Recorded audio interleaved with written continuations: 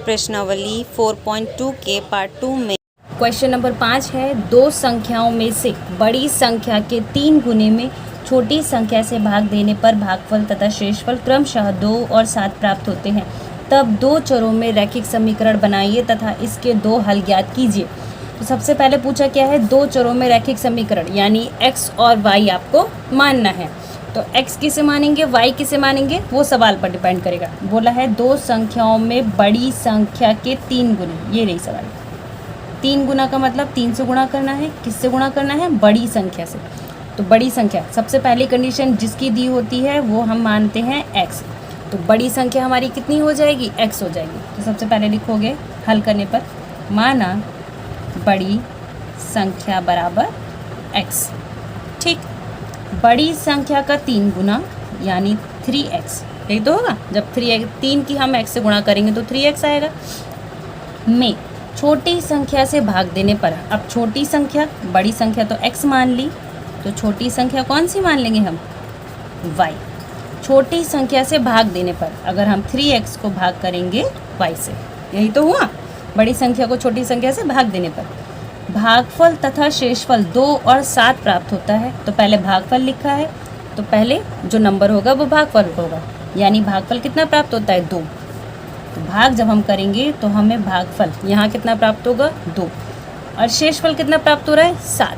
जो बाद में लिखा होता है वो उसका आंसर होता है। शेषफल है हमारा 7, यानी हल करने पर यहाँ जितना भी आएगा तो हमारा 7 क्या बचना चाहिए, शेषफल।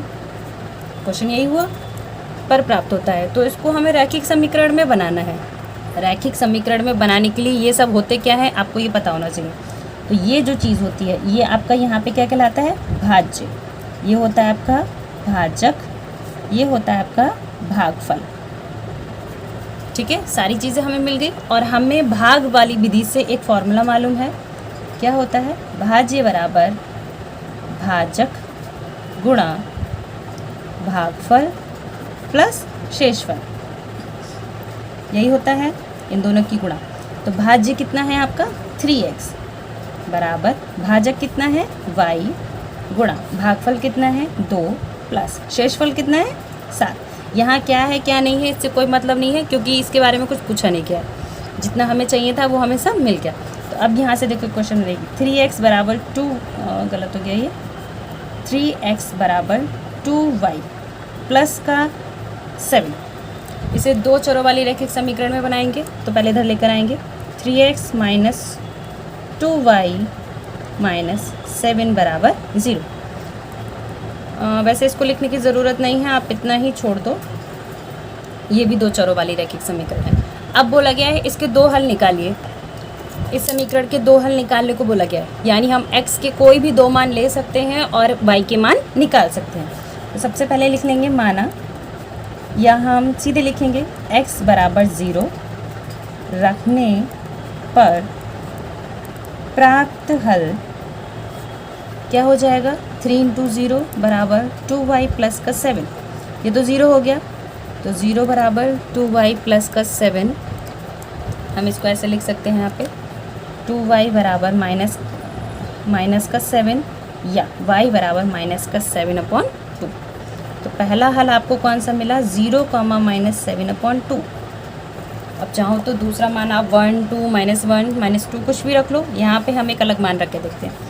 ठीक है, दूसरा मान हम यहाँ रख के देख ले रहे हैं x बराबर 1/3। x बराबर 1/3 रखने पर यहाँ से अगर हम x का मान 1/3 रखेंगे तो 3 इंटू 1/3 बराबर 2y प्लस का 7। तो ऊपर नीचे 3 है, कट जाएगा तो कितना आ जाएगा 1 बराबर 2y प्लस का 7। तो 2y बराबर कितना हो जाएगा 7 माइनस 1, तो 2y बराबर हो जाएगा 6। यहाँ से हल करेंगे तो y बराबर कितना आ जाएगा 3। यहाँ देखो 7 में से इधर जाएगा, ये इधर माइनस होगा। ठीक है, यहाँ माइनस होगा तो आपका y बराबर कितना आ जाएगा -3।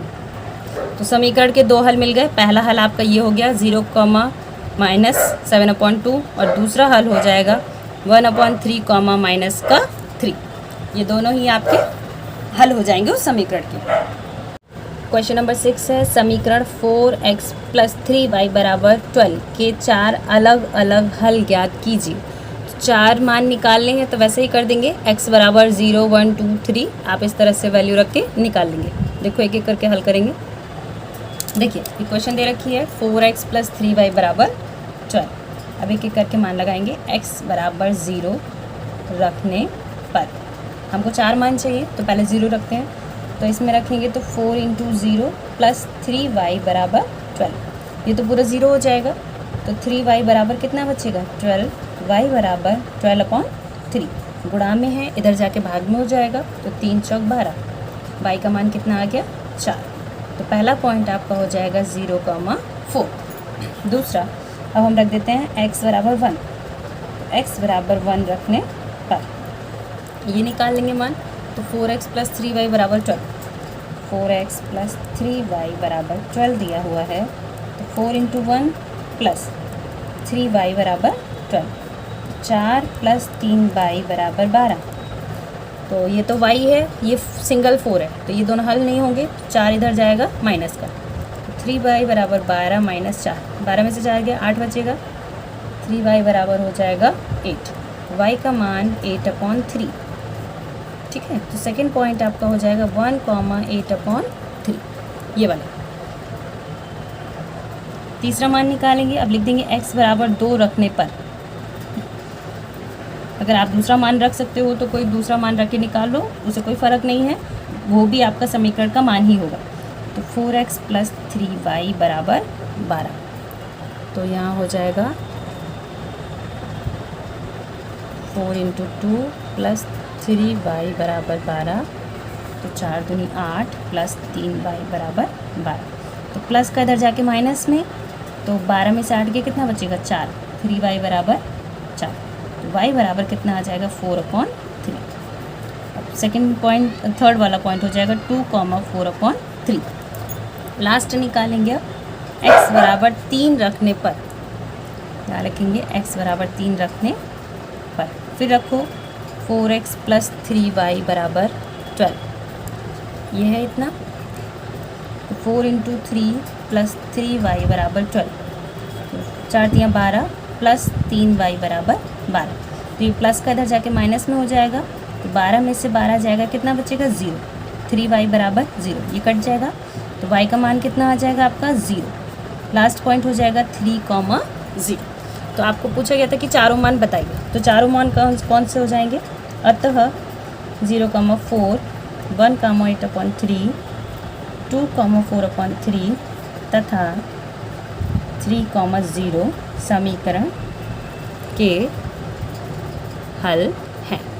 आगे पीछे अगर लिख सकते हैं तो उसे कोई फ़र्क नहीं है, आप लोग लिख सकते हो।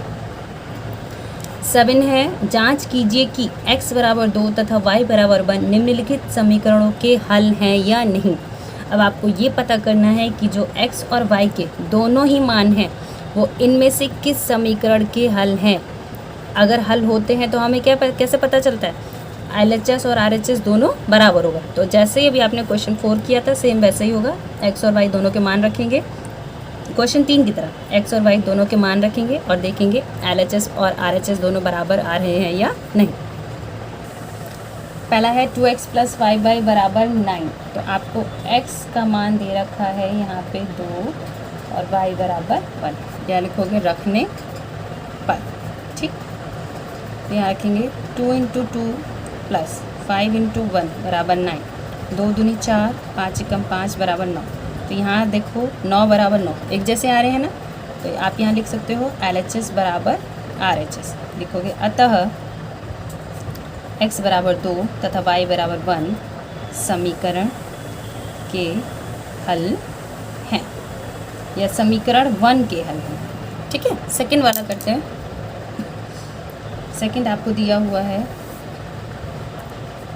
x + y + 4 बराबर 0। मान लगाइए, x बराबर 2 इसमें भी लगाएंगे और y बराबर 1।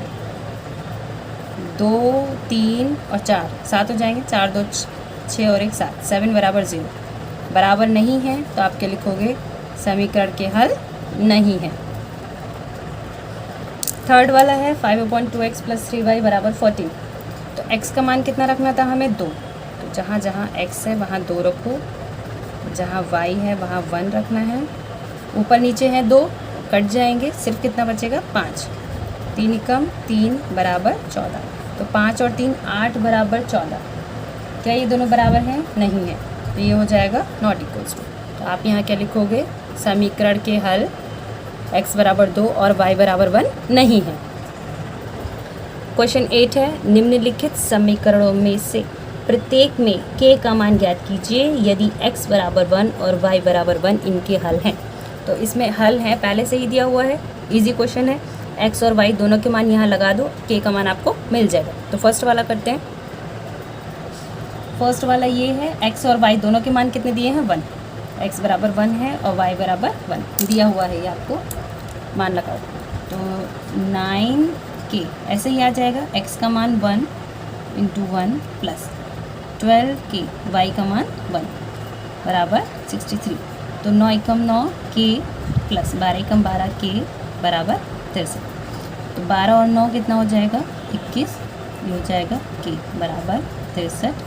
k का मान निकालेंगे तो 63 बटे कितना हो जाएगा? 21। 3 के पहाड़े से 3 बार में कट जाएगा, तो k बराबर आपका कितना आ जाएगा?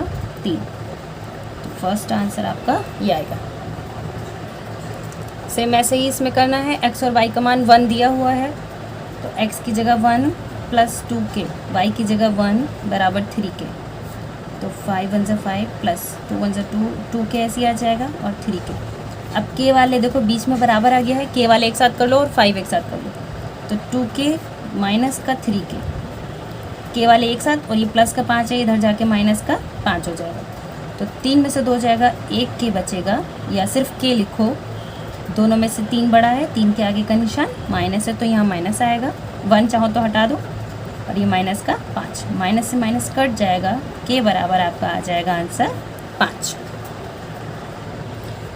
अभ्यास का लास्ट क्वेश्चन, निम्नलिखित में से प्रत्येक के को 2 चरों वाले समीकरण के रूप में लिखिए। सेम वही क्वेश्चन है जैसा प्रश्नावली 4.1 में किया था, ठीक है। तो 2 चरों वाले समीकरण में करना है, यानी आपको ax plus B y plus c बराबर 0 के रूप में लिखना है।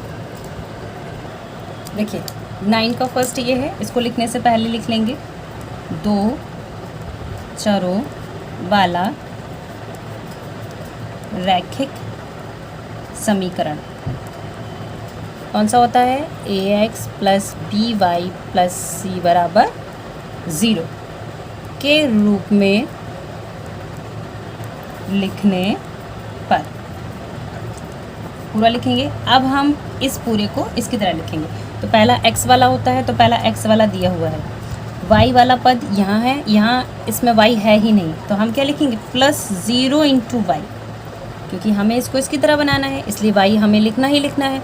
y यहाँ पे है नहीं, तो हम 0 इंटू वाई लिख देंगे, क्योंकि हम 0 इंटू वाई लिखेंगे तो आंसर क्या आएगा? 0 ही आएगा, जो कि हमारी क्वेश्चन से इसको कोई फ़र्क नहीं पड़ेगा, इसलिए हम यहाँ पे 0 इंटू वाई लिख सकते हैं। तो ये देखो प्लस का 3 है, बराबर में हमें रखना क्या है? 0। यहाँ पे 3 है, तो 3 को भी उठा के इधर लाएंगे, तो ये माइनस का इधर हो जाएगा प्लस का 3, बराबर में इधर कुछ नहीं बचा, तो क्या हो जाएगा? 0। बस इसी तरीके से लिखना था, ये वाला आंसर हो गया। सेकंड आपका है y बराबर 3, ठीक। इसको भी इसी की तरह लिखेंगे, ऐसे ही लिखोगे आप ax plus B y plus c. तो पहला पद x का होता है, तो इसमें x है ही नहीं, तो इसे लिखेंगे 0 इंटू एक्स प्लस फिर y वाला पद प्लस c, बराबर में 0 रखना है, इसके बराबर में 3 है, तो यहाँ उठ के आएगा प्लस का हो जाएगा या माइनस का, चाहो तो आप इसको ऐसे लिख लो, या माइनस का 3 बराबर हो जाएगा 0। ये आंसर हो जाएगा। फिर थर्ड वाला है आपका 5x बराबर 7/2। 5x बराबर 7/2 दे रखा है, तो 2 तरीके से कर लो, चाहो तो यहाँ से 2 हटा दो। 2 कैसे हटेगा? अगर 2 से गुणा करेंगे पूरे में, ऐसे करके 2 से 2 कट जाएगा, तो जब हम 2 से गुणा करेंगे तो या 2 को इधर लेके जाएंगे, तो 10x बराबर 7। दोनों में से कैसे भी कर लो। अब इसको करेंगे ax plus B Y C, पहले x वाला पद फिर y वाला पद। x वाला पद दिया है, y वाला दिया नहीं है, तो 0 इंटू वाई प्लस 7, c की जगह क्या होगा? ये 7 इधर आ जाएगा, तो ये प्लस का है माइनस का 7, बराबर में क्या रह जाएगा? 0। ये हो जाएगा तीसरा वाला। और लास्ट हमारा है यहाँ कर लेते हैं फोर्थ वाला। फोर्थ आपको दिया है y बराबर 3/2x। ठीक है, इस 2 को पहले इधर ले जाते हैं तो 2y बराबर 3x इतना ही हो जाएगा। इसके रूप में बनाना है तो सबसे पहले x वाला लिखना है, तो x वाला लिखेंगे 3x। पहले x वाला है तो y को x के पास ले जाओ, ये प्लस का है तो माइनस का हो जाएगा, -2y। कुछ नहीं बचा, क्या बचा अब 0। लेकिन हमें c को भी दिखाना है ना। c दिखाने के लिए क्या हम करेंगे, 3x - 2y। अब c नहीं है तो c की जगह भी हम क्या लगा देंगे, 0। ये आंसर हो जाएगा। अभ्यास का आखिरी क्वेश्चन था बच्चों, अभ्यास कंप्लीट